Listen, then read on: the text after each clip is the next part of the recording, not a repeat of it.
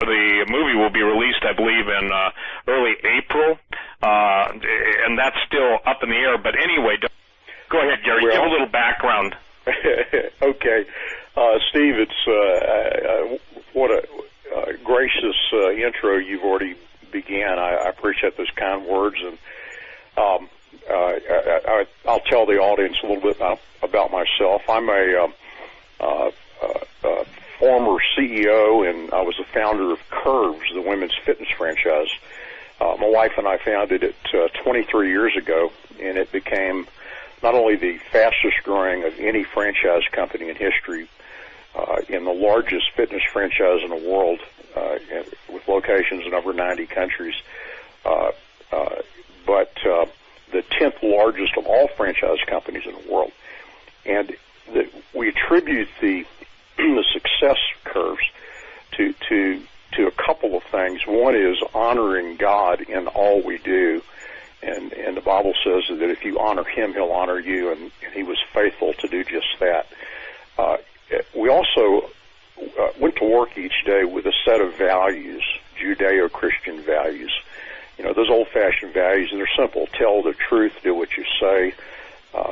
He who would be greatest would be the servant of others. And we proved that those Judeo-Christian values were a fabulous foundation to build a business on. And over this last 25 years, having the opportunity to reach out and influence the quality of life of millions of women, it gave me a platform to lift up the unborn, and to lift up women in cultures in the Middle East and Japan and other places where they tend to be considered second-class citizens. And so I've just had a great privilege of being able to serve. And, you know, there's an old baseball metaphor, if you serve, they will come.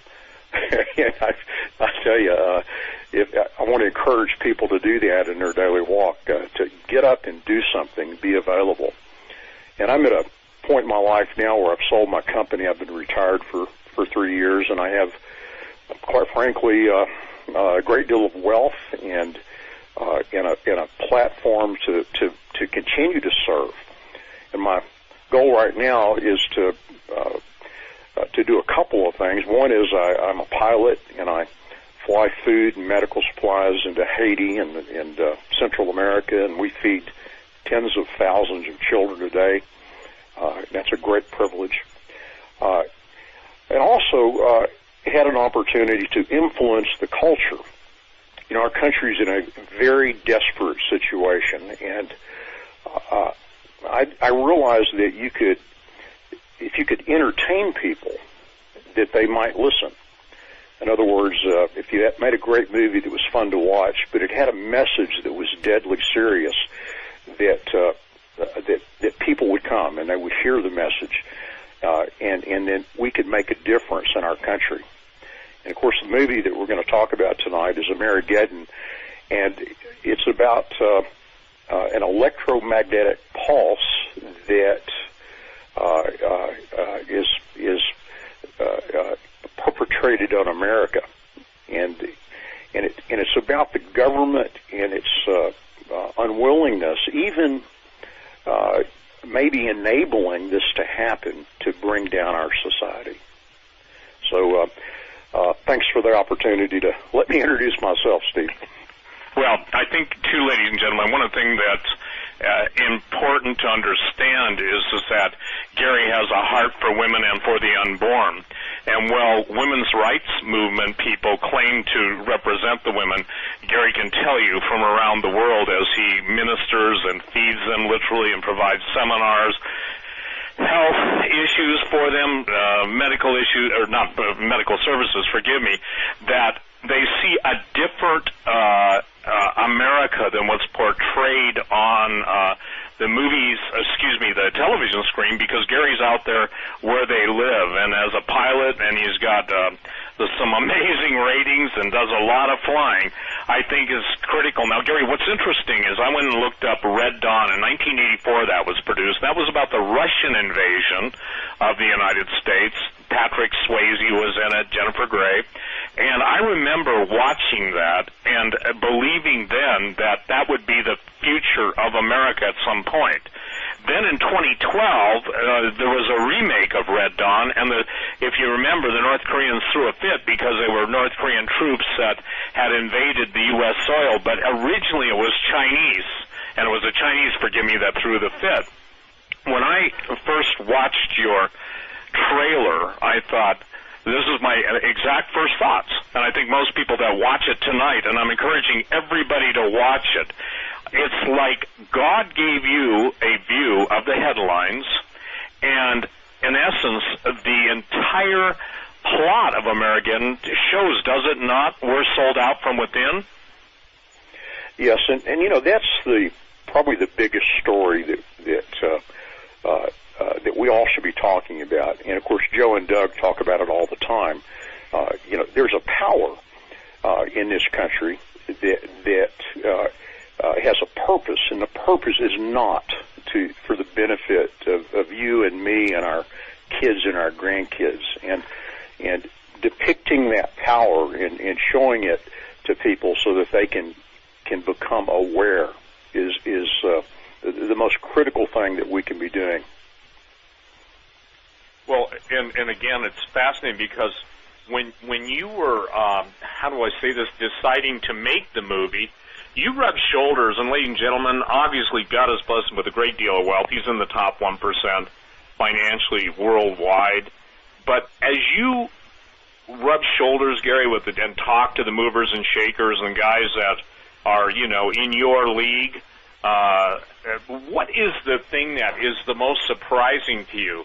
Because I think it's important that people understand, because it seems, and you and I have talked about it at length, that obviously the control of this country's financial system comes from outside the country. But do you believe that the majority of people that are in that category of billionaires, do you believe, as you've rubbed, the ones you know, do they get it? Do they really get it as to the lateness of the hour? That's an interesting question, Steve, and I'm personal friends with a number of billionaires, and you know, and every opportunity I have, I ask leading questions to try to discover where they're at, and it's interesting that most of them are simply too busy running their businesses to be involved in something as nefarious as what's really happening. And when people are vested in their status, they tend to acquire a bias to normalcy. And the more vested you are, and I'm talking about intellectuals and certainly the ultra-wealthy, they don't really want to question reality too much. And I'll give you a good example. I'm friends with T. Boone Pickens, and he owns most of the water rights in the U.S. He sits, his ranch, which I've been to, sits on the Okaloosa, and I'm going to get that wrong, waterfire, which goes from Texas all the way up into Kansas. And Dave Hodges often depicts T. Boone Pickens is this evil mastermind who's controlled the water for the sake of power and so forth. And and having known him and talked to him and walked through over the water aquifer with him, I can tell you, he gives most of his money away. He's 83 years old now. He's a really good guy who's generous. He just happened to have an opportunity to acquire assets with great value. And I don't believe he's going to hoard that money or use it. He's at a point in his life where he's really giving everything away back to people. So I don't think most of these guys are bad guys. They're just vested, and their status status and their quality of life, and they don't want to be distracted or have to deal with the reality that's going on out there. You know, the really bad people are people like the George Soroses or the Henry Kissingers. These are just bad dudes. And these people actively work and pursue power, and they pursue absolute power. You know, we all hear the quote, power corrupts and absolute power corrupts absolutely. But there's another sentence to that quote that should be quoted. And the third sentence that you never hear is that most powerful people are bad people. And that's the rest of that quote, which I think is critical. But most of the wealthy people, they're just busy making their money, and they don't want to risk their status. It's kind of like these college professors who continue to teach this nonsense. Well, they want to keep their jobs, and they want to keep their friends. And that's more valuable to them than truth.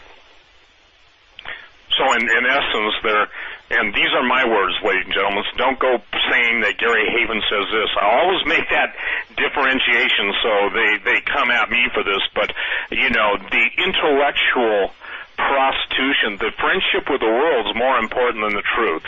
Have you observed that pretty much? Now, I'm not talking about, you know, it's interesting because there's a difference I found between Texas, you guys that are Texas billionaires, and the European billionaires.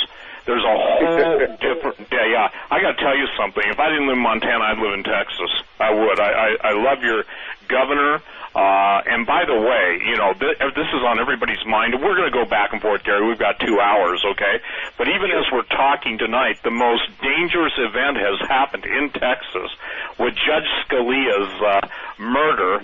I looked up, I actually published it on my website, courtesy of some other guys, actually, that I published it, the laws of Texas regarding all deaths in a situation like Judge Scalia, and autopsies are part of Texas law. Do you believe Governor Abbott will demand an autopsy? Because, I mean, the stories are so conflicting, and the reason why, quote, conspiracy theories, and I don't believe in conspiracy theories, I believe in conspiracy fact. When someone initiates a hit, a murder, a takeout of a Supreme Court justice who stands contrary to the current administration, I would say there's plenty of motive there.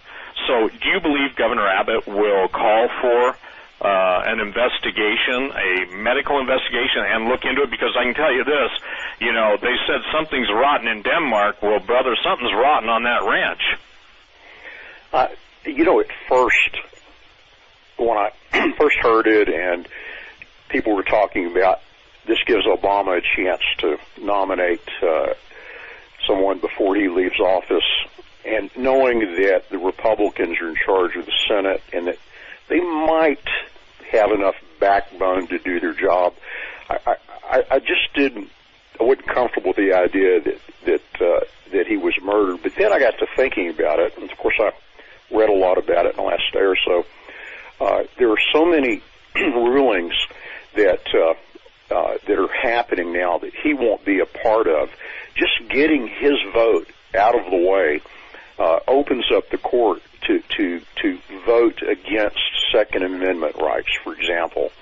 So there's plenty of motive to have gotten rid of him, besides the opportunity to make a nomination that may or may not go through. So, you know, what we have to realize, and this is what's so hard for people like you and me and most of the American population, we can't comprehend how evil these people are and what they are willing to do. And you know, we're at a disadvantage because of that. But the truth of the matter is, the people in power, now I'm going to make a strong statement here, Washington and the political power in Washington on both sides of the aisle is a criminal cabal. And these people are capable of murdering millions of Middle Eastern children for the sake of moneyed interest. So would they be willing to kill a almost 80-year-old justice that stands in their way? In a minute they would. And do they have the means? You know, and you always look at motive, means, and opportunity. Well, they got the motive, they got the means, and I think they had the opportunity. Well, you know, it's interesting because this comes out right now at the time, this is happening as your movie's unfolding, okay? And what's interesting, you say your byline for the movie is a true story that hasn't happened yet. Maybe you're going to have to change it to a true story that's happening now. You know, when did you begin production on this? Well, Mike Norris, who's my co-writer, he's Chuck Norris's son, he and I began writing the script about this time last year. And we started filming in January, a year ago. You know, there's so many elements in the movie that are timely. There's the Second Amendment issues. The fact that we show an EMP attack on the U.S. by North Korea. Now, how timely is that? The North Koreans launched a new satellite, KMS-4, on February the 7th. That's a week ago. And they have been testing underground, and they claim hydrogen bombs during the last few months. We've been monitoring the detonations, and our mainstream media actually makes fun of the low detonation of these underground tests, when the reality is North Korea never plans to nuke a variety of American cities. They'll never have that capability. What they want to do is do a low detonation nuclear device that will expend a greater amount of gamma rays, which is what destroys electronics. So if I were North Korea, that's exactly what I would do. And of course, we know this. There's been 2 congressional hearings that have told our people in power that this is the most imminent threat to this country. So you have all of this happening in the last few weeks. And then there's the UN deal where our Secretary of State, Kerry, has given the UN authority to come into our country with foreign troops for our safety in the event we have a disaster. And it just goes on and on and on. Well, and I think it's important because in the trailer, and it's AmerigeddonTheMovie.com. That's your site, is it not? That's correct. I think it's important. I think in 90 seconds you show everyone's concern because, again, the going house to house for the guns with the strong support of the Constitution, the Second Amendment by Scalia, and you just mentioned this, I think it's critical that people understand that in the idea of public safety, what that means, bottom line, is everybody who's a bad guy has the weapons, everybody who's a good guy doesn't get to keep the weapons, and the bad guys come after the good guys. And I think that's important. So, Gary, if you were to say, you know, in your movie, you know, run through what you want the people to understand, because I thought the guy that's, you know, initiating the order to our president, showing he's basically a puppet, I once said that, you know, if everybody saw the strings attached to the White House, they'd think that, you know, that there's no thread left in the world because it all runs to Pennsylvania Avenue. So, you know, give us, if you would, a rundown on Amerigeddon, the movie, and what's the most, you know, half a dozen, or what do you want people to leave with? Because I thought the 90 seconds was so compelling. I put it up on my website, I think 3 times in one day, and I said, you've got to watch this. You've got to understand that what is going on, what's being portrayed in Amerigeddon, it's like, and these are my words, surfing the headlines. In other words, with every new headline, and these headlines are building. And I don't even know, Gary, I know that you probably, you know, have some idea, but when this is released in theaters, etc., I'm trying to second guess, and maybe I shouldn't do that, but what events will be in play? Well, it's playing out. In essence, you've got a movie on the screen, Amerigeddon. You're dealing with the EMP attack on the United States of America. You're dealing with the confiscation of firearms. You're dealing with the takedown of the United States from enemies within being controlled, the enemies in Washington being controlled by both the enemies within and the enemies without. And I mean, that blows my mind. Like I said, 90 seconds, you give them a reality check. So what are the other things that you're going to portray in the movie, obviously without, giving anything away, but I'm afraid the headlines will probably, basically you and Mike are going to have to say, hey, we may need to bring this out a little sooner. Obviously, I'm chomping at the bit, and Doug, Joe, I've been talking to Gary and say, man, we got to get this thing out there. When I say we, I'm talking about those of us who are helping him in the field of the alternative radio, alternative media, and so go ahead and take your time and deal with that issue. Well, first of all, the purpose of making the movie, and I want to restate that, to try to get people's attention is really tough, and I realize that people enjoy being entertained, and so if you can make a movie that's entertaining, but it's also fact-based, and I was committed to everything being as accurate as we possibly could make it, and it's kind of almost eerie right now with all of these things going on, just as the movie's coming out. But I wanted people that have a passion for truth, and also a duty to warn people of what's coming.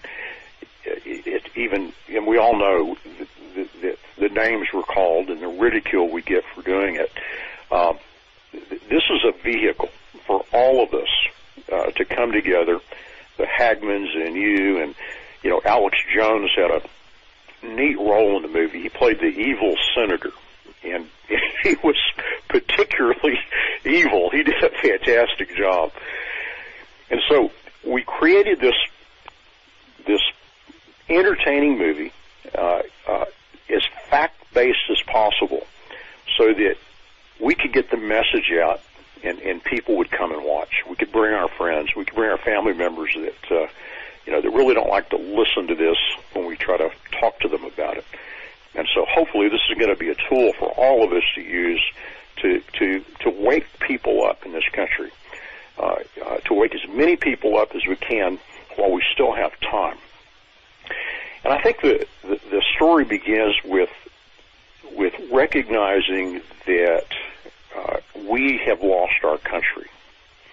Our country is controlled by a shadow government. Is controlled by an elite that have in their sights a one world government, and they've been working on it for many, many years, and they have accomplished so much of it, and the timing now to finish what they've begun is imminent. And I want, first of all, people to realize that, for example, the president is just a puppet. He was brought into office through the interest of these people in power, and he makes his decisions and policies, and what we do in the Middle East or the Ukraine or at the border are all part of what he's told to do. And if you want some evidence of this, this last year, Princeton and Northwestern published a study, and it's real easy to find online. And they looked at policies, federal policies from 1981 to 2002.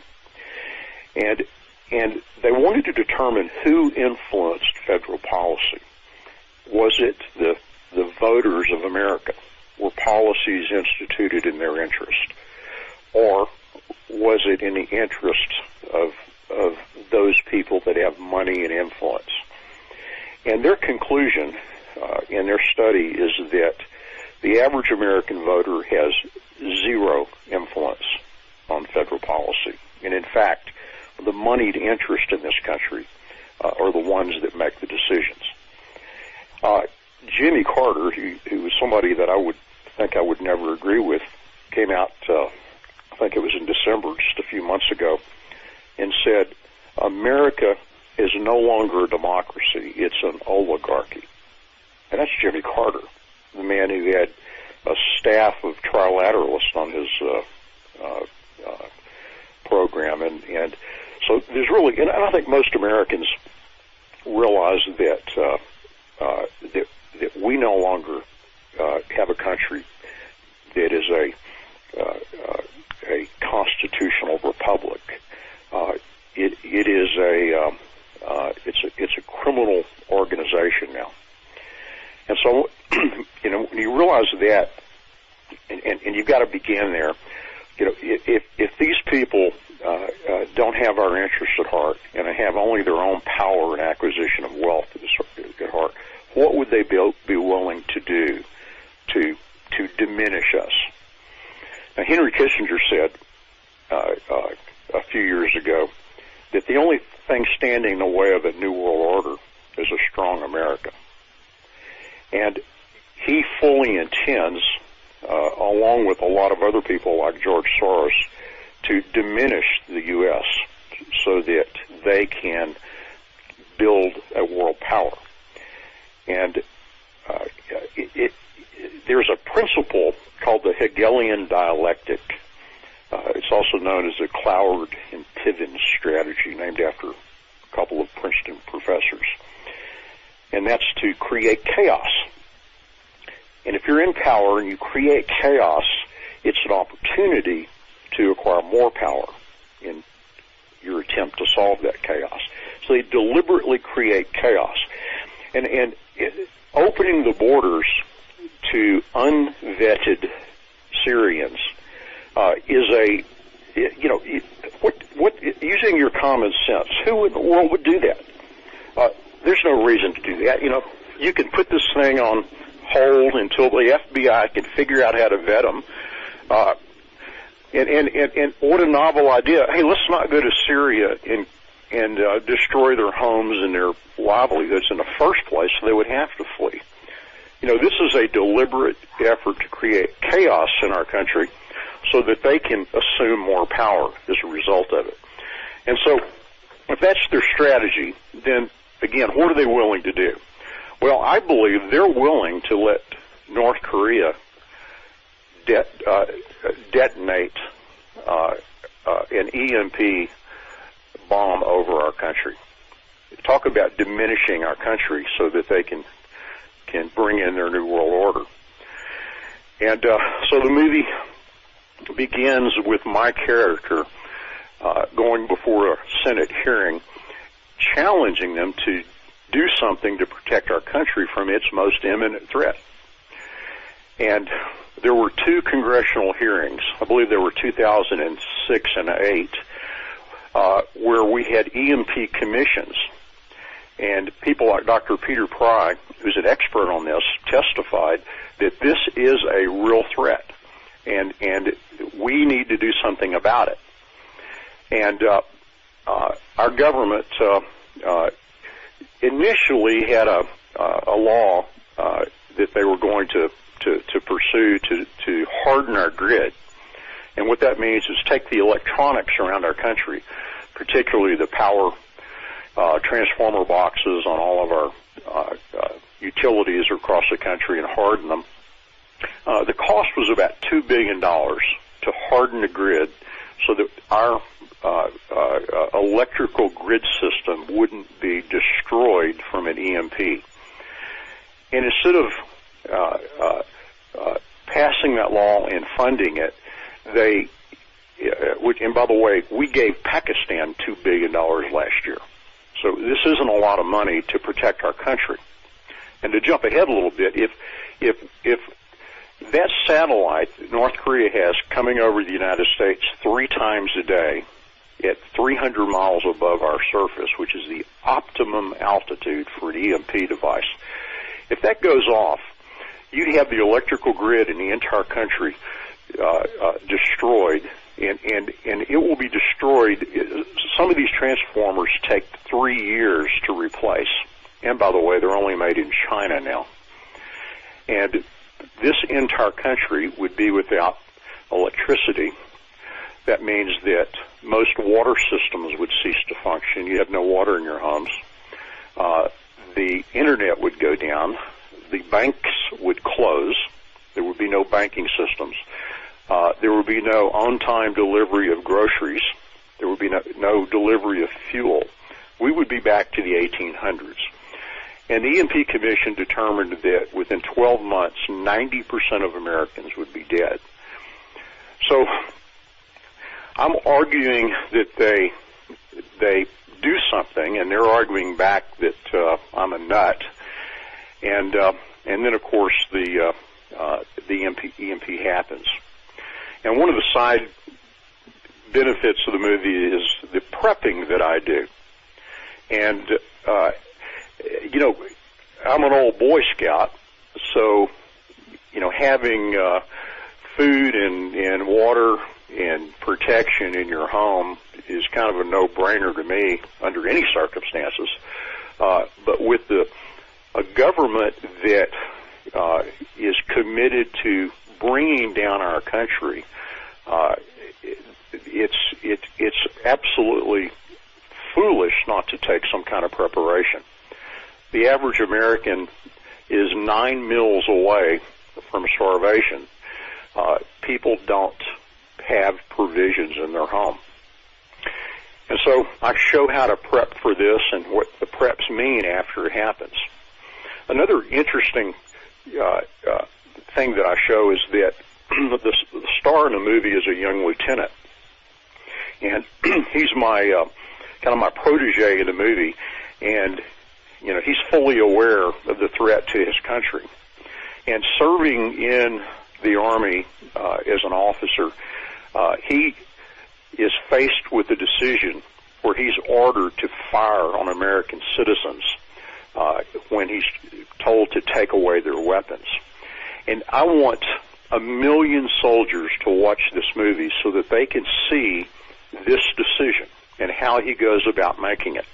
And we actually have him say in the movie that he is not required as an American soldier to obey an unconstitutional order. And this is important that soldiers all over America see this movie so that they can think about this before they're asked to do it one day.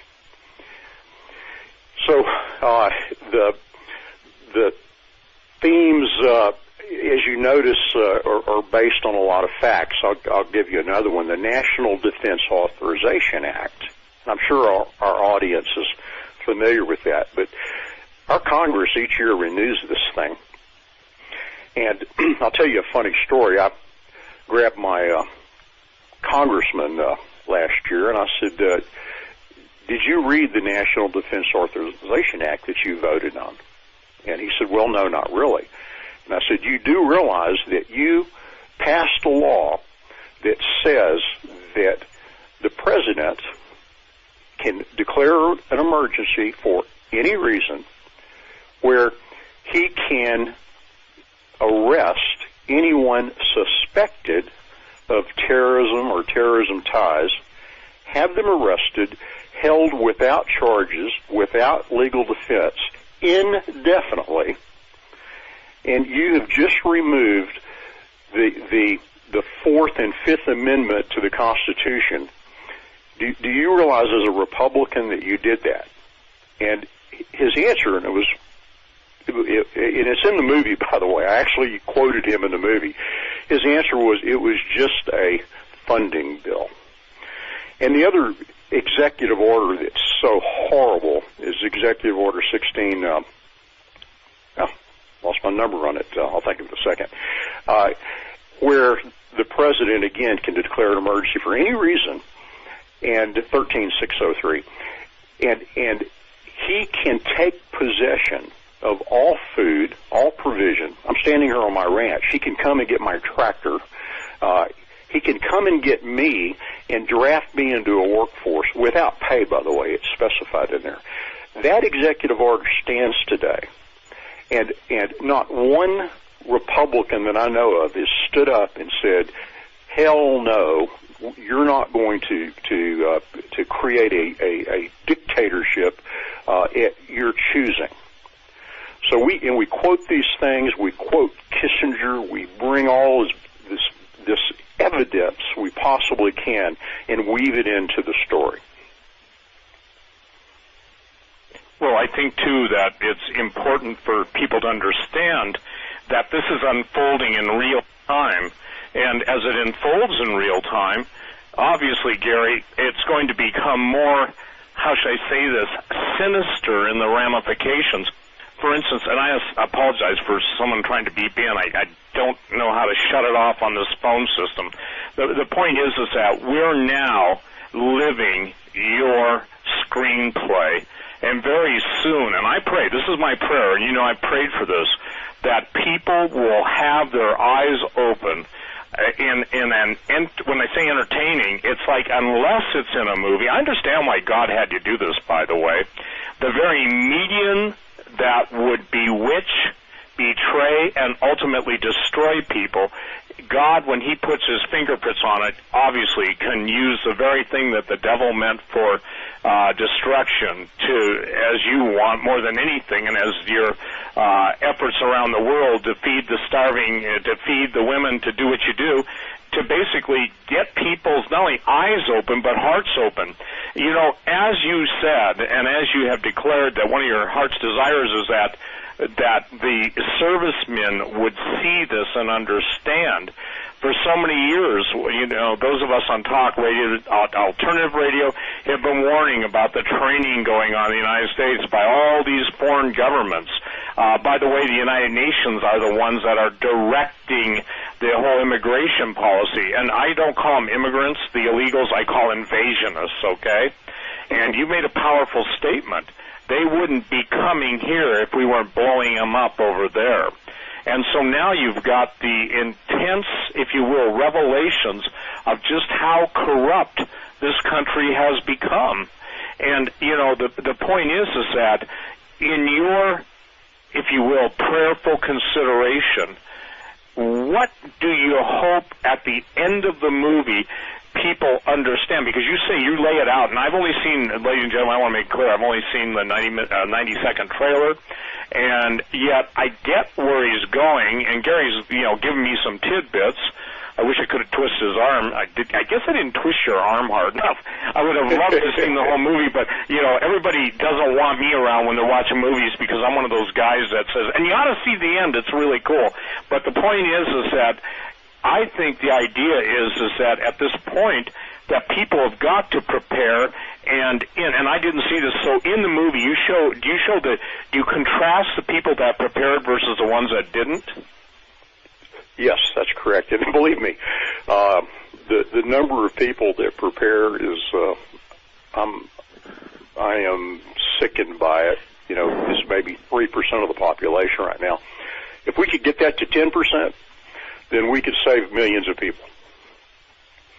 Do you believe, by the people you run into, and let's say Mike Norris too, because obviously you guys work together, but you have your spheres of influence apart from each other, I mean, would you guess, and just throw a number out there, because I'd ask myself it, but I want to ask you it, how many people that you rub shoulders with really get it, and by my definition of getting it is understand what's going on and getting ready to happen, and are preparing and doing whatever they can to prepare and plan for their family's safety? You know, I have a counseling degree, so I've studied the psychology of all of this over the years. So let me give you a little broader answer to that, and then I'll be specific. You know, we operate with what's called a normalcy bias, and more people are learning what that means. But it's a psychological state that actually works as a defense mechanism. And the way it works is that when you're faced with evidence that threatens your existence, your status, we automatically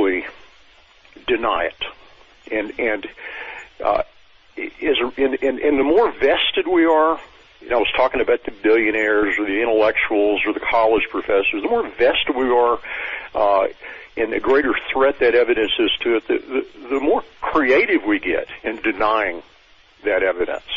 And probably a good example right now is bringing in the unvetted, what was your word, refugees? I call them invasionists. Invasionists. Well, what percent of them are? We know the FBI says that up to 10% of them may be. So, why do we let them into our country when we can't vet them? And I'm all for immigration. We all are products of it, most of us. But the common sense of saying, let's make sure that we're bringing in people that are coming for the right motive. You don't have to be a Republican or a Democrat or whatever to come to that logical conclusion. So how is it that so many people can come to the conclusion that, hey, this is a pretty good idea, let's bring them in here, whether we can vet them or not, knowing that some percentage of them are radicalized and are coming to cause harm here? How do you make a decision that that's a pretty good idea? And Europe is a good example right now. Where does Merkel come up with it's a pretty good idea to bring all these, a million unvetted immigrants into our country. And the answer to that is one of several things. It can be a normalcy bias because we want to be good people. We want to open our arms to these people that are struggling and so forth. And I get all that, but a normalcy bias kind of blinds us to the evidence that we can't necessarily have an open border without some vigilance involved with it. And by the way, it kind of brings me up to another angle that I like to talk about. There are 3 or 4 reasons people tend to do stupid things. One of them is they're just apathetic. They just don't care. And you got a lot of people in our country right now that to defend them a little bit, it's a struggle to get to work and to take care of your kids and to pay your taxes and they just don't have time to care about these serious issues. Then you've got the ignorant, those that just don't know and are not motivated to learn about it. So between the ignorant and the apathetic, these people in power are able to accomplish extraordinary things at our expense. But then you've got people like Merkel, who just is plain evil. And these people in power in Washington that are continually voting against the interest of their constituents and then coming back and lying about it. It's just evil. And so people like us, you and me, the Hagmans, we have an obligation, in fact, a better word is a compulsion for truth. Now, we serve the author of truth. And, talking about this puts me at risk. Steve, you're on every red and blue and green list in the world. Yeah, I tell people I'm on the list in the ultraviolet realm. But you know what? It doesn't matter because first of all, we have a duty to a God that loves us, who requires us to be obedient. So there's no getting out of that. But there's this compulsion for truth. We have to tell the truth no matter where it leads us. And so it's our job to warn people. It's our job to speak truth to power. And it really doesn't matter the consequences for that. So anyway, having said all that, I think people talk about 3% of the population are prepping for difficult times, and I think that's probably about right. Let me throw another idea out there, and that's the financial Amerigeddon that's going to be coming.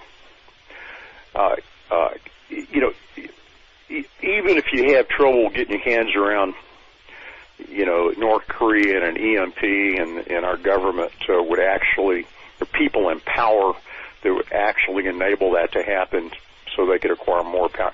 Those things are difficult. Here's one that's not really difficult. You know, we just passed $19 trillion in federal debt the other day.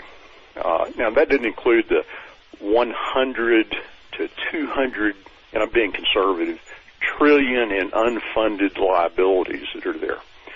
And if you just take 100 trillion and there's 100 million American families, the average American family owes $1 million. And what's the likelihood that's going to be paid back? What's the likelihood we could even service that debt, even if there was no interest on it? We are in a financial Amerigeddon right now as a result of the policies of our federal government and the criminal cabal that exists there. And, of course, they can't get away with it except that they own the media. And 98% of the mainstream media is owned by 6 corporations. And on the boards of those corporations sit the same people, as well as the corporatists that buy the advertising, influence the policy. We have a media in this country that, instead of being a watchdog, is a lapdog. And thank God for what you're doing, Steve, and the Hagmans and the alternative media. It's the only source of truth. And, you know, yeah, you've got to discern everything you look at. But if we didn't have the Internet and we didn't have alternative media, it would be hopeless. As it stands now, it's hard to say it's hopeful. But God has, as he said, and I believe it's 2 Thessalonians 2:20, he said that because we rejected righteousness, that he would give us great deception. And our country is bought into the deception that killing unborn babies, and I don't know if you saw what New York did today. Yes, I did. I put it up on my website. You know, they're moving towards abortion to the day of delivery. And I tell you, I'm so proud to live in Texas. Texas, this last year, passed the 20-week law, so that you can't abort a baby after 20 weeks. They also required abortion facilities to have certain care levels, and that caused most of the abortuaries in this state to close. I was so privileged to be on the podium when we swore in our governor, Greg Abbott, and the lieutenant governor. I was up there with about 50, 75 people. And both of these men at the podium, and they've already won the election, so they aren't saying this to get votes. But both of them, and I'll paraphrase it, the lieutenant governor said, I have respect for all religions, but I'm a Christian first, and we will pass no laws in this state that are not consistent with the Judeo-Christian values. So I live in a state that is the complete opposite of New York. You know, we value our Judeo-Christian traditions and values and are acting on it. And as a result, I believe Texas may be preserved as a sanctuary. Well, Gary, we got interrupted by the break. Will you talk about Governor Abbott? Because I don't know him as you do, but he stands out as a stalwart individual. And I did say on the radio prior to you and I coming on this interview multiple times, I seriously, because of your leadership, that's probably the place I would live if I didn't live in Montana. And then I told Gary, Doug, most people don't know this, if it wasn't for Texans, Nelson Story, bringing up the cattle herds to feed the miners, there would be no Montana, and there wouldn't have been a gold rush because they probably couldn't have existed just on wild game. So Texas and Montana have an affinity. So, Gary, share about Governor Abbott, because I'm kind of taken back in a good way by him, because he loves his country, but he's not letting the vipers and brood of hellspawn get away with what they want to do to Texas, and he's really aware of the federal hatred and plot against Texas. Is that an accurate statement? Yes, it is. He is and he was our Attorney General for several terms. He sued the federal government 32 times. God bless him. That's a record. Every time they tried to overreach, he would slap their hand. In fact, he won the only Ten Commandment display to go before the Supreme Court, the right to display the Ten Commandments at the University of Texas. So he is a bold and gracious man. I had mentioned I was on the podium, and when he committed to pass no laws that were not consistent with our Judeo-Christian values, since then he had Jade Helm monitored by the Texas National Guard. I've been uniquely privileged to know him on a more intimate level. And when he won, actually just before the election for governor, before he won, I told him, I said, "You're going to be the most important governor in Texas history." And he looked kind of perplexed, and I said, "You're going to be in a position to make a decision to stop the overreach of a criminal federal government." And for somebody who had already sued him 32 times, it was I don't know how profound a statement it was, but he understands his responsibility to the citizens of the state, and just as importantly, he understands his responsibilities to the Constitution. And this man is bold, and he is not afraid of ridicule, and I believe he is not going to be bought and paid for like so many of the politicians across our country. And so we're really blessed to have him there.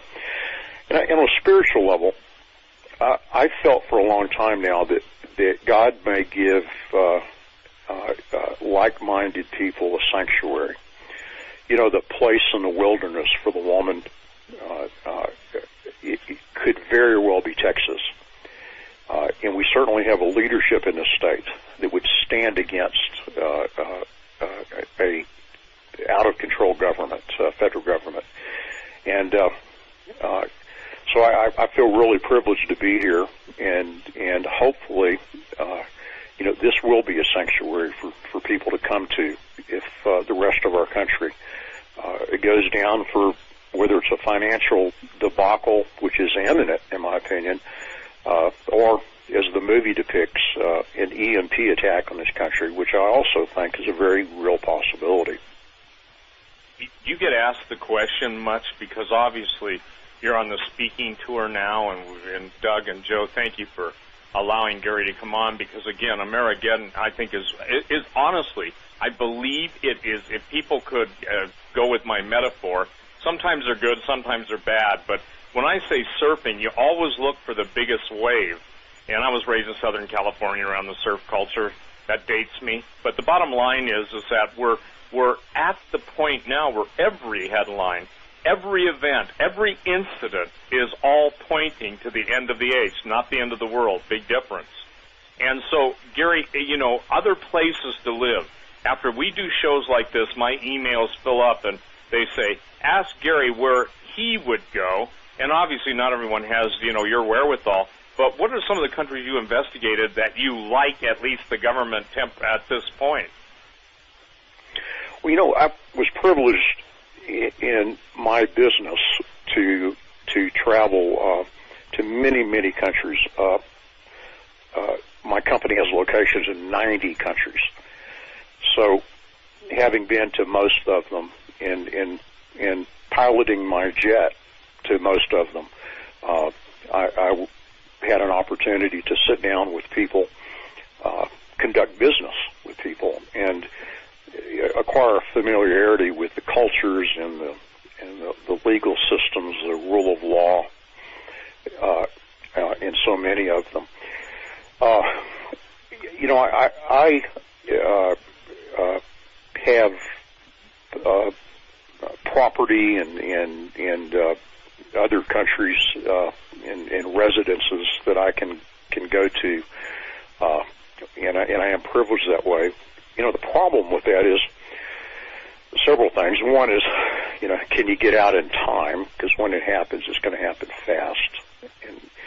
And can you get your family and friends out? And I've got a lot of family and friends, so that's going to be a difficult thing. And most importantly, I have an obligation to my God to do what He tells me to do. And, you know, He intends for me to fight. To fight for the freedom and for the rule of law that we used to have in this country.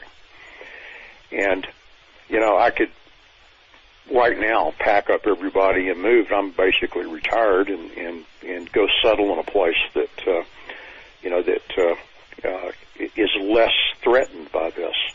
But I choose to stay and fight. And so, what places are less threatened? You know, societies collapse over history, not because of a invading army. They collapse because of complexity. The more complex a society becomes, the more energy required to sustain that society. You know, a good example is Rome or Egypt. You know, their societies became so complex that it was just enormously expensive to maintain them. And America is a good example. We are so complex right now. You know, our internet gets attacked through cyber attacks thousands of times a day. You know, if somebody's successful in bringing down the internet for any length of time, our society is in great peril. And there's an example of the vulnerability that you've got in a complex society. So what I look for is a country that's less complex. And some of the countries that fit that bill are Australia and New Zealand, Costa Rica, some of the South American countries, you know, maybe even Canada to a point. The next thing I look for are a Judeo belief system, a value system. You really can't have. George Washington said that a democracy wouldn't work if you didn't have a Christian people, because you would otherwise have to have a police force that was so large that you couldn't manage it. So you've got to have people like us who believe in truth and honesty and fairness and in giving back, and so that value system is critical as well.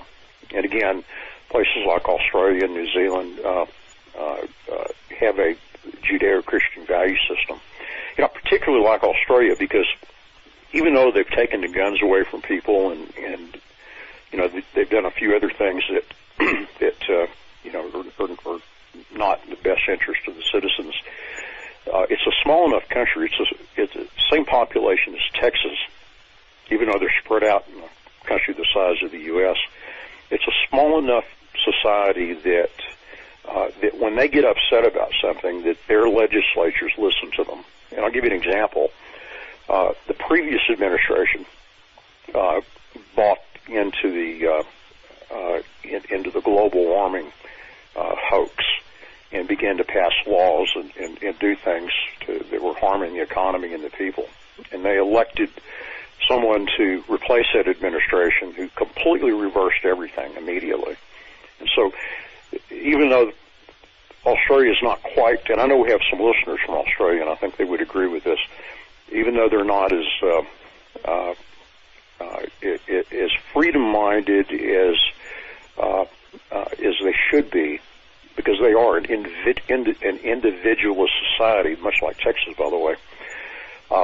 They get it. They get it quick, and they can make changes because their society is not that complex and not that large. So if you've got rule of law, a Judeo-Christian value system, in a society that's less complex, I think those are the places that you should be looking for. Well, let me ask you this, too, because this is critical to most people. And this is the question Doug gets asked. Anybody who does a show like this will get asked it. My guarantee is you'll get asked it. It'll be called the inverse question law. The more you talk about what's coming down and the sooner, what is the event or events, let's say the top three, because people want answers, and I think it's really great to be able to have the privilege to interview you, but what are the three things that Gary Haven and everything you know, everyone you have access to, what are those things that you would know this is on? In other words, what events are going to say it's on, okay? Not it's close to being on. And obviously an EMP attack. I'm saying, though, leading up to that. Okay. First of all, everything is by design. Agreed.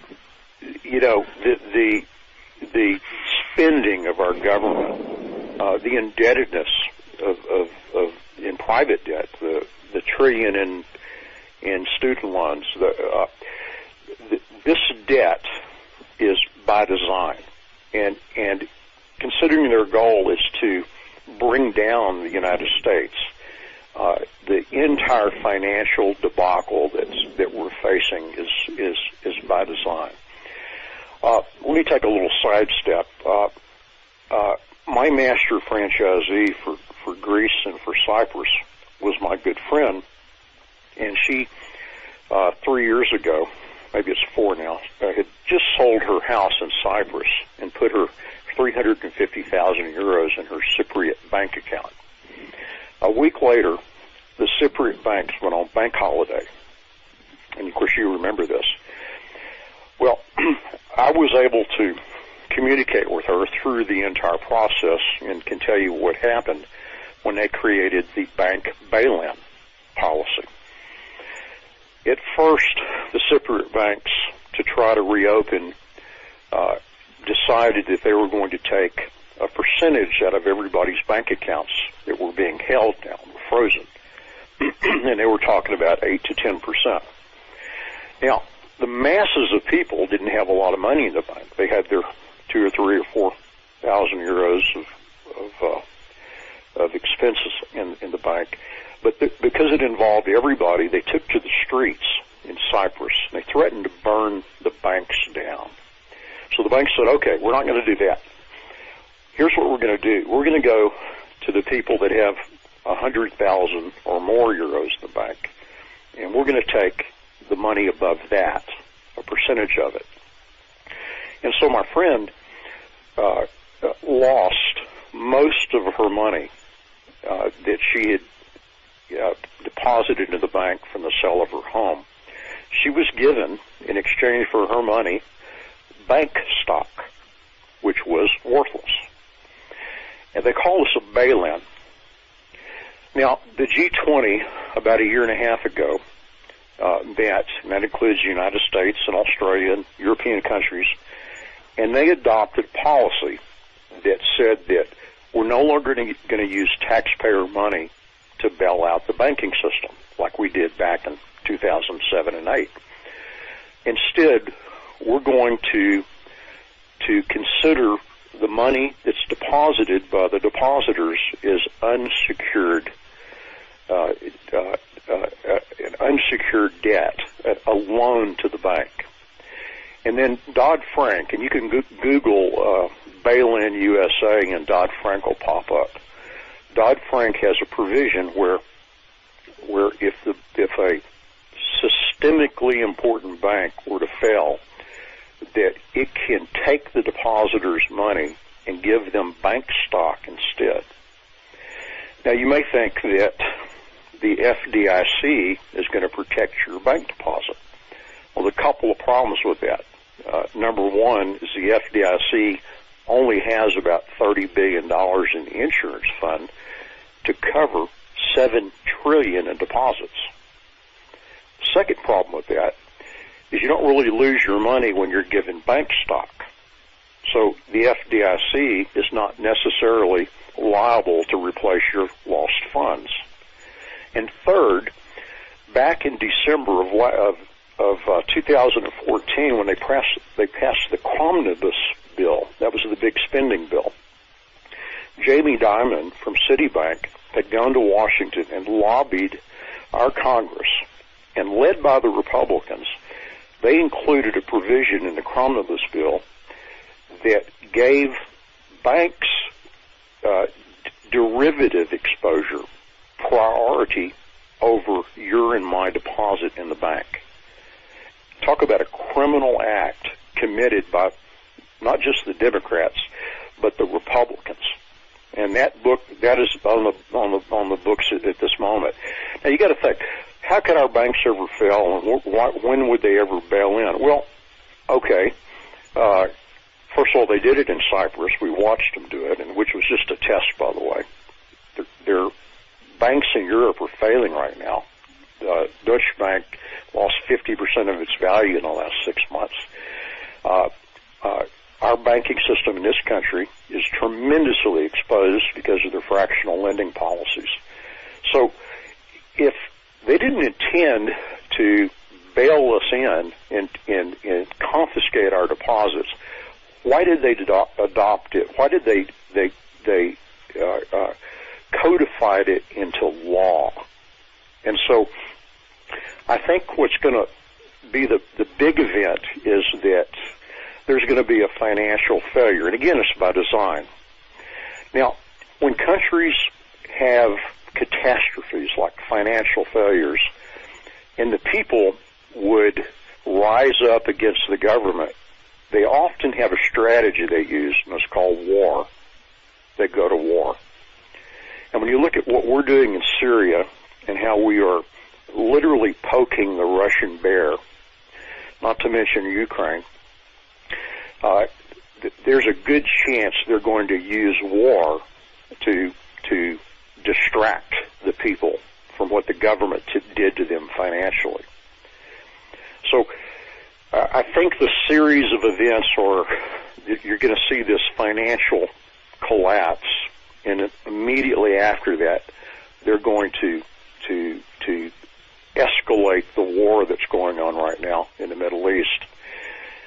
And then at some point in time, I really believe that they're going to bring the U.S. down through an EMP attack. And it's going to be enabled by the people in power in our country. Well, they'll have to steal the money before they allow the EMP, because obviously, they're going to do it. I think they're going to do it and blame it on a cyber attack. By the way, Jamie Dimon is the head of J.P. Morgan Chase, and that is the largest of the big four American banks. So, ladies and gentlemen, most people forget that when Goldman Sachs was called the giant vampire squid sucking the life out of the American consumer, the American middle class, and Jamie Dimon, what you have is these guys are controlling the, if you will, the outcome of, and I think you said it's already scripted, Gary, they're controlling the outcome. Now, can I ask you a question personally? The people that you know in banking, do they expect this, or are they in la-la land? It's kind of consistent with the answer I'd given earlier about the billionaires and the intellectuals. They're so vested in their status that they really don't want to recognize the evidence that's before them. Gotcha. And the really evil people is a small group at the top that really understand what's going on. And you've got a hierarchy. Even the people in Washington, most of them that have sold their souls to keep their office, they're just henchmen, and they're going to have the most rude awakening of all when they pay the price for their betrayal of their constituents and their country. So I think you have the denial of evidence, and that's going to kind of provide the cover for these people to continue to act in our against our interest. Your thoughts on your? Go ahead. I'm sorry. Yeah, Steve, if I can just ask this question, Mr. Haven, this is something that's really kind of I've been weighing in my mind, and I've gotten a couple of emails about this, and people wondering the same thing. So perhaps you can just give me your assessment. You know, whether it be an EMP or the orchestrated takedown economically, why hasn't it happened yet? I guess that's it. Yeah, that's a good question, and let me kind of add a side question to it.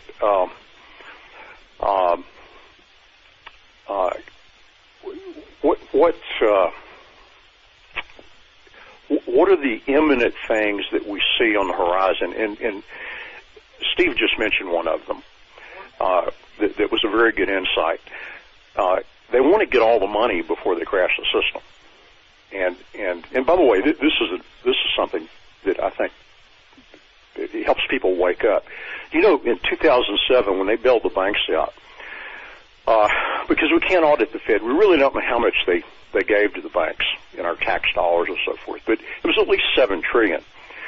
You realize that they printed $7 trillion and gave it to the bankers who'd made bad deals. If they had taken that $7 trillion and given it to the American people, it would have paid off every home mortgage in the country. Now, I don't know about you, but that really upsets me. You know, the valuation of our money by printing $7 trillion to save the bankers. Well, why not give it to the people and pay their mortgages off? You know, would we have been a better country as a result of that? And so that just kind of puts the scope on it. But back to your question, you know, I've been talking to Steve a lot, and there's so many things going on that, you know, he's pushing me to get my movie out tomorrow because it might be too late. Actually, tonight for a midnight showing.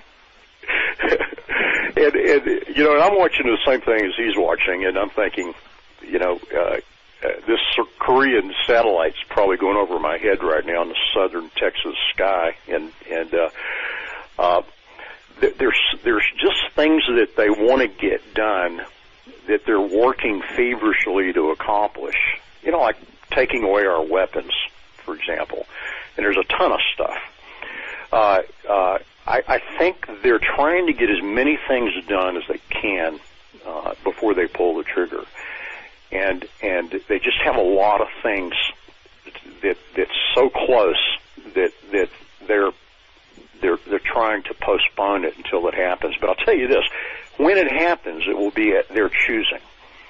It will be a deliberate day where they pull the trigger because they've got as many things in place as they think they can get away with before it happens. And the American people are so asleep, and the media is so controlled. We don't have media, we have propaganda in this country.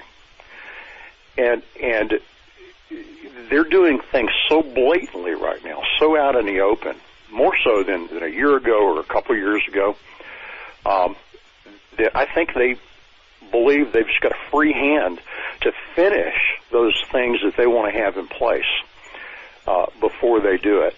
And, you know, I don't know that it'll be this year because I see so many things they have in the works. And, you know, you've got factors like, you know, Hillary will continue that she is bought and paid for by the moneyed interests. I mean, she's a criminal, committed 4 felonies with emails alone. She's a criminal family all into herself. And if it looks like she's going to get elected, they may just wait, continue to get these other things done.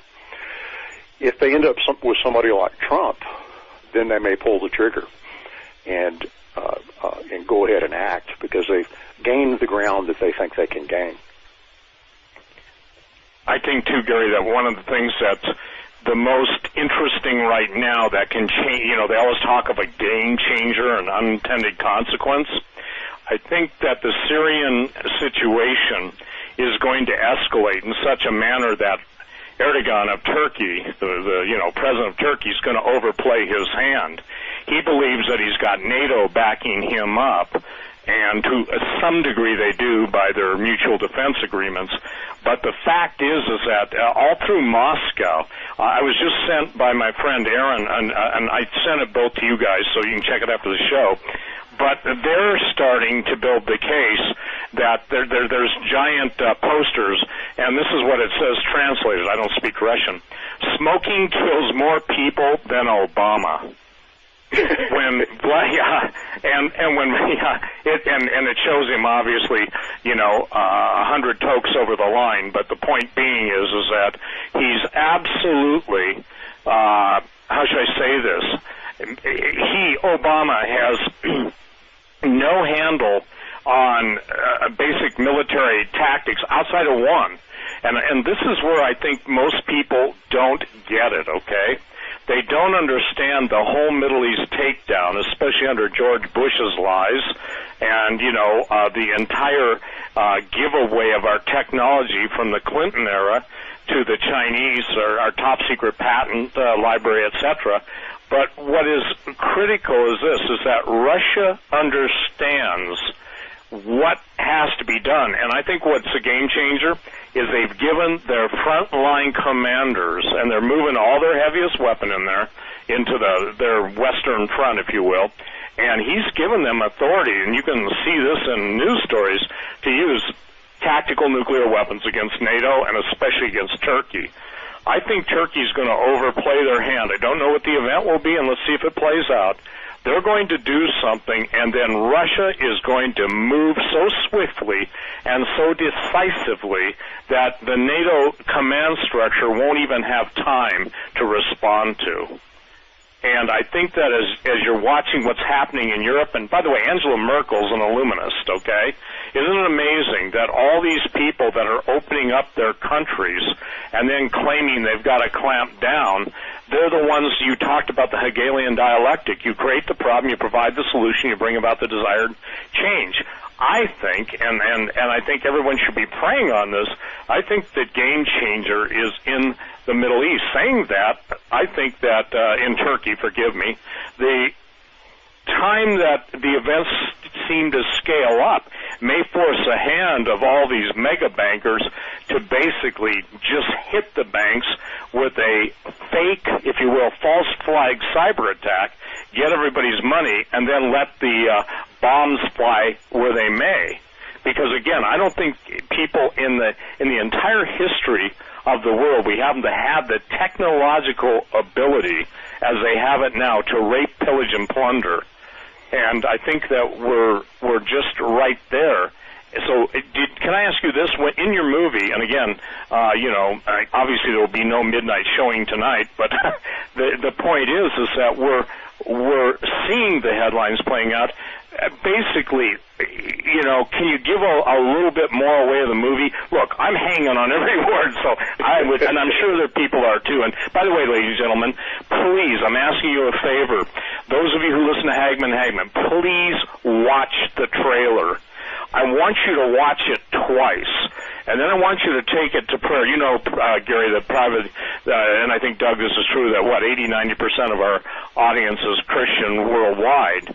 But as you see the headlines, I want you to remember this, that 90 seconds worth of headlines laid out in this trailer, I don't think it can be more succinct. I couldn't have made it more succinct, and I'm not saying whoopee for me, I'm just saying you nailed it. So give us a little more as this thing unfolds, Well, there's another aspect. We do battle in the movie with the United Nations. And I mentioned earlier that Kerry signed an agreement with the United Nations that if America has an emergency, that they're invited in with their foreign troops, which it looks like we've got 150,000 Russian troops already in our country. We have Chinese in the country. We've already given the Chinese the most important port in our country, the port at Long Beach. And the United Nations actually comes to my ranch to arrest me and the young lieutenant and to confiscate our weapons and supplies. That's an important thing. You've got people in Washington who have committed to the elite that want to bring about a one world order. And Angela Merkel, being an Illuminati, which also means being a Satanist, is evidence of what these people will do when they have the opportunity to do it. And they have, through signing treaties with the UN, which is against the law because our Senate must approve them, and Kerry signed it. He's a traitor to his country. And I'm going to say something really strong here. We shouldn't be talking about impeaching Obama. We should be talking about charging him with treason. When you open up the border to unvetted people, some percentage of whom are coming in here to kill citizens, that's treason. And by the way, the definition of treason is making war against your country or aiding and abetting those that are. And you know, Washington declared the terrorist as an enemy, and for Obama to be allowing them to come into our country, that's aiding and abetting the enemy. This is treason. And I'll say something else that people need to understand. And I'm going to tell a little story here. Back when ISIS went into Mosul and captured 2,400 armored Humvees, 50 tanks, $1 billion with a B dollars worth of American weaponry, with the keys in the ignition, and drove it out of town, I thought to myself, don't we have a couple of F-18s on an aircraft carrier nearby that could come in and destroy the equipment? Because that's what you do. That's the military never lets their equipment be captured into enemy hands. When Obama didn't give the order to destroy that equipment, but instead gave $1 billion of military equipment to the enemy, I realized that this doesn't make any sense.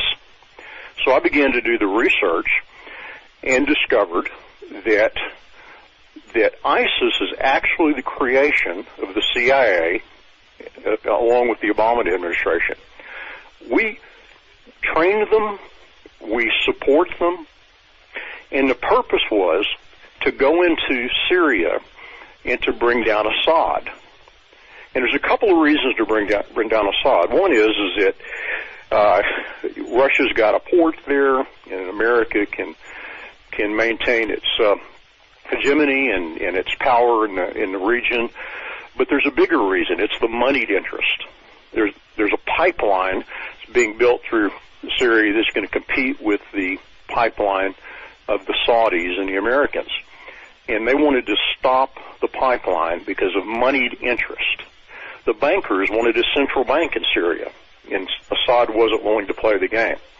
So we've been sending our weapons, and they're trying to send our kids in there to fight another war that has nothing in the American interest, only moneyed interest.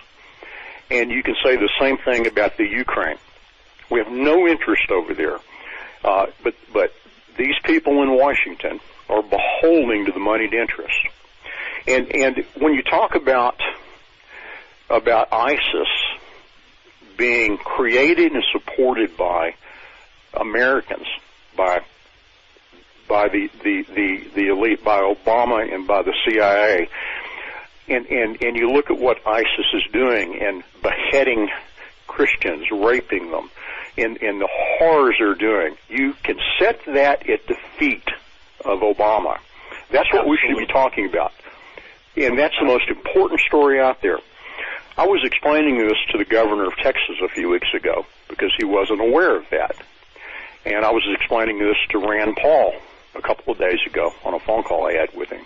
I'm trying to wake people up that we have a criminal cabal in Washington, and you know, they create enemies, boogeymans. They create boogeymen so that they can protect us, and in protecting us, they remove our freedoms and our resources, and they send our kids to die.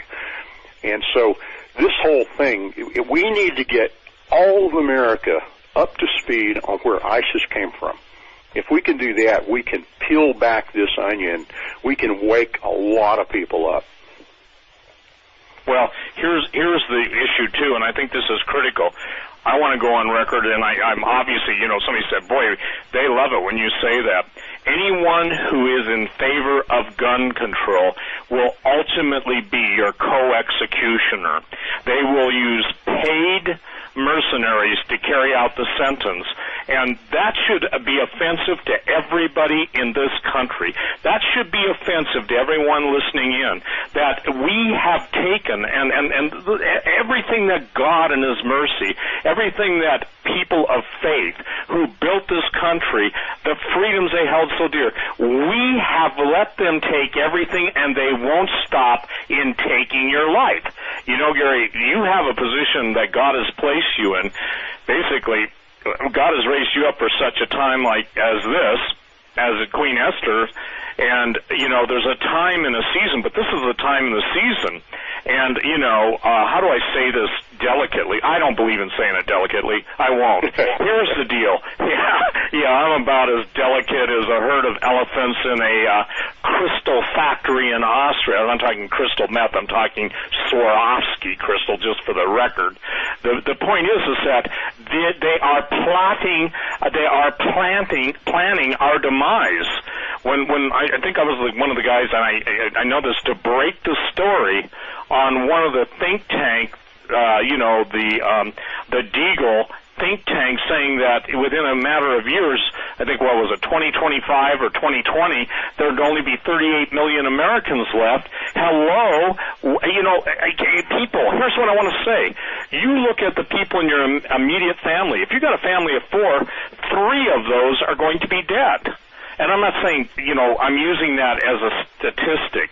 If you've got, 50 people working for you in your business, or 500, take 90% of that. They're going to be dead. And see, Gary, this is what I love about Texas, okay? And this is what they hate about Texas. And obviously, I have friends that are Texans, and obviously, you know, the spirit of Texas is a spirit of resistance to tyranny. Obviously, it started with the Alamo. And I can tell you, point blank, that the Congress and the Senate, I'm going to make this clear, are complicit in the coming murder. They are the co-executioners of the United States citizens, and the United States citizens better learn another legal maneuver they have. It's the power of recall and the power of impeachment. Treason's treason, but not one of those, and even Rand Paul, they don't use the T word, okay? They beat around the bush, and with the people that you talk to, I think it's in the American governor's hands, and I think it's in the sheriffs of America's counties' hands, because not all sheriffs will roll over. And you know, as I would say, and I have friends that are federal law enforcement officers, since when did we, the American public, become the enemies? And the guy that took after people and hatcheted them were known to the FBI for 4 years. You see, and why are the terrorist camps in America not even being raided by the FBI, but you get, the Three Stooges in some place in some, county out in whatever part of the country, and they don't know better, they get set up, and then all of a sudden we've got a domestic terrorism problem.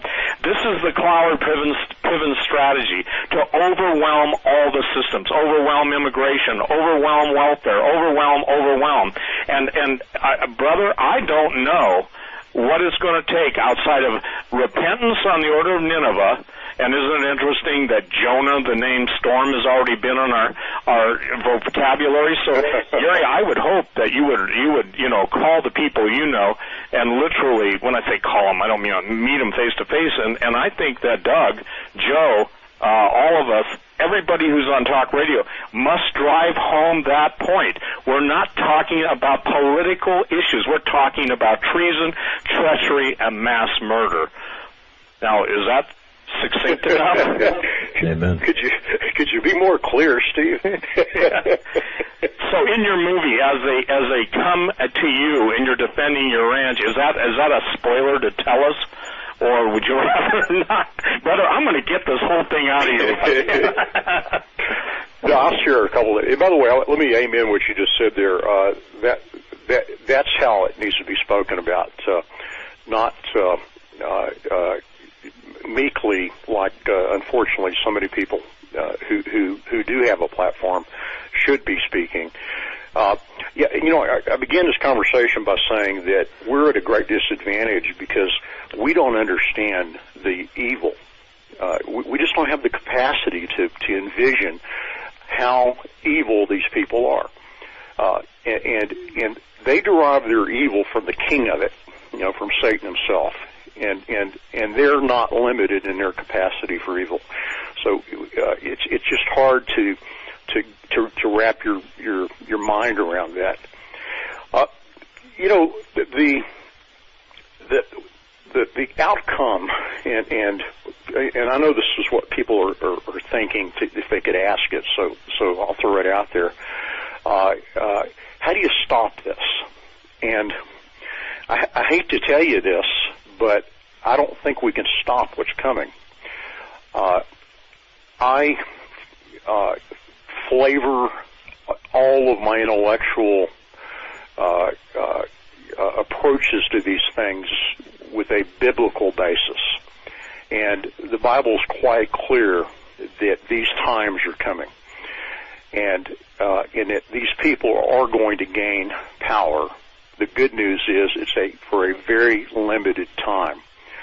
So my goal is to warn as many people as I can, to motivate them to be bold about thinking critically, sharing that with people, to prepare financially, provisionally,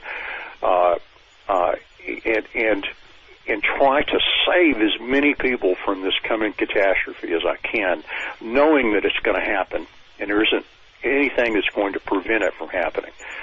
And hopefully Texas will be that sanctuary and this is a godly state, and God does provide protection for people that are faithful to Him. So I'm hopeful that we can save a lot of people because of what we're doing.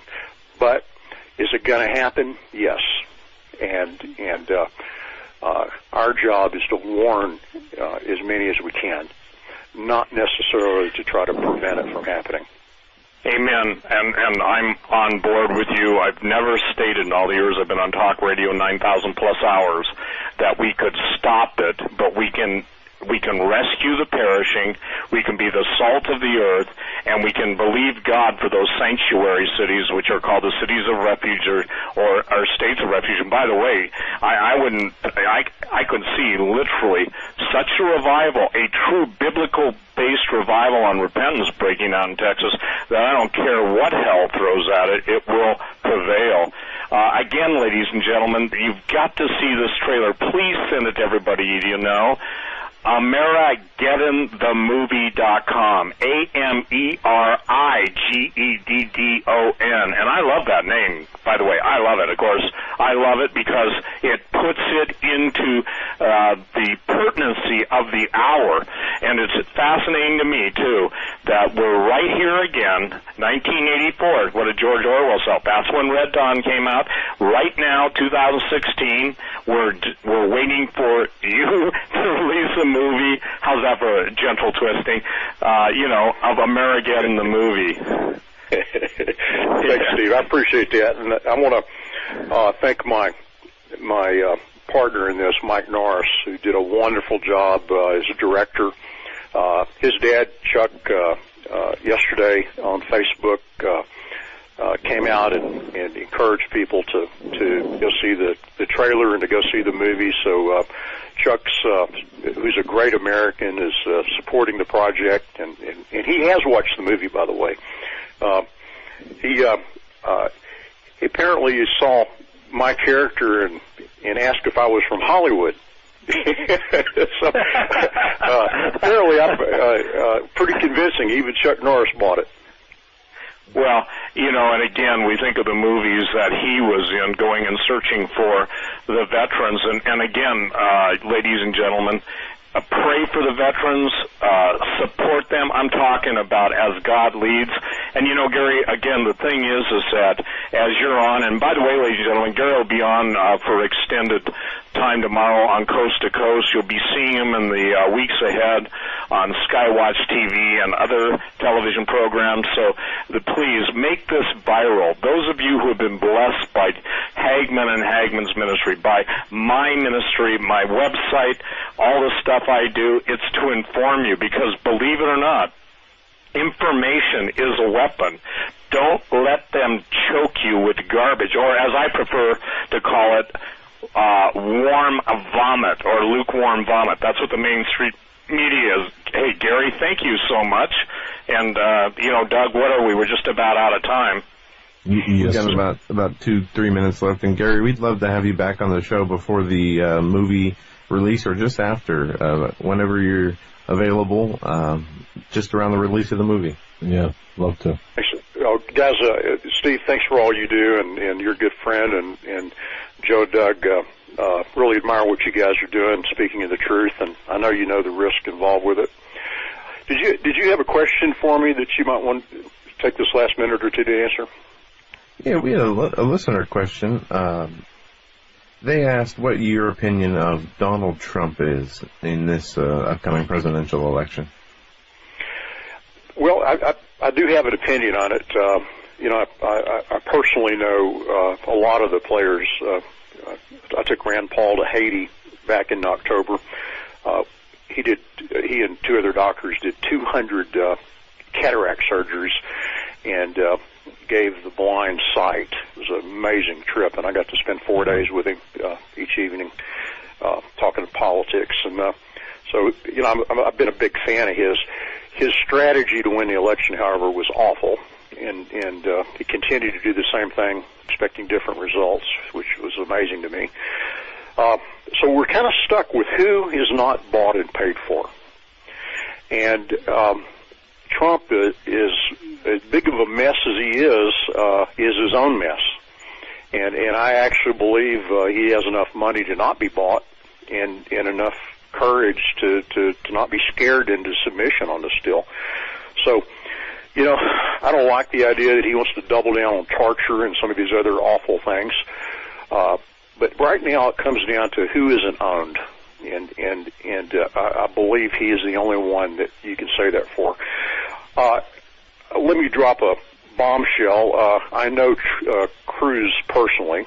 Had dinner with him last year and vetted him. And, we saw a few weeks ago he got caught not reporting loans from Goldman Sachs to his campaign.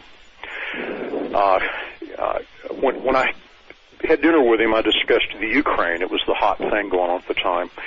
And I determined that Ted Cruz is the designated opponent. He's the guy they choose to make us think we have a choice.